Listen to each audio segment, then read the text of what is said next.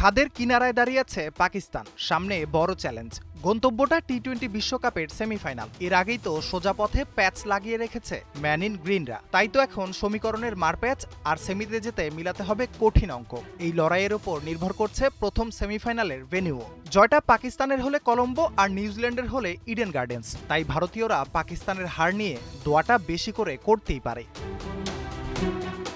একটি ম্যাচ বৃষ্টিতে পরিত্যক্ত আর দ্বিতীয়টিতে ইংল্যান্ডের কাছে হার। পাকিস্তানের পয়েন্ট এখন মাত্র 1, নেট রান রেট -0.461। সেমিতে যেতে ইংলিশদের বিপক্ষে নিউজিল্যান্ডের হার কামনা করতেই হবে পাকিস্তানের। ইংলিশরা জয় পেলেই হিসেবের খাতায় টিকে থাকবে তারা। এরপর শ্রীলঙ্কার বিপক্ষে শেষ ম্যাচে চাই বিশাল ব্যবধানের জয়। তাহলেই ধরাছোঁয়ার বাইরে থাকা নিউজিল্যান্ডের রান রেট টপকে যাওয়া সম্ভব পাকিস্তানের।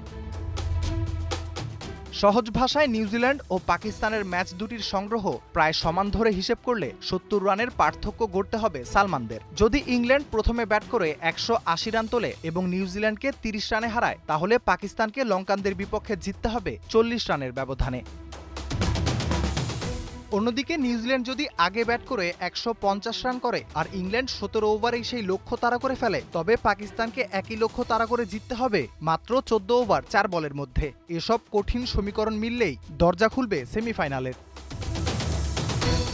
গ্রুপ 2 থেকে এরই মধ্যে সেমিফাইনাল নিশ্চিত করেছে ইংল্যান্ড। অন্যদিকে আসর থেকে বিদায় নিয়েছে স্বাগতিক শ্রীলঙ্কা। ফলে এই গ্রুপ থেকে শেষ 4-এর দ্বিতীয় টিকিটের জন্য লড়াইটা এখন কেবল নিউজিল্যান্ড ও পাকিস্তানের।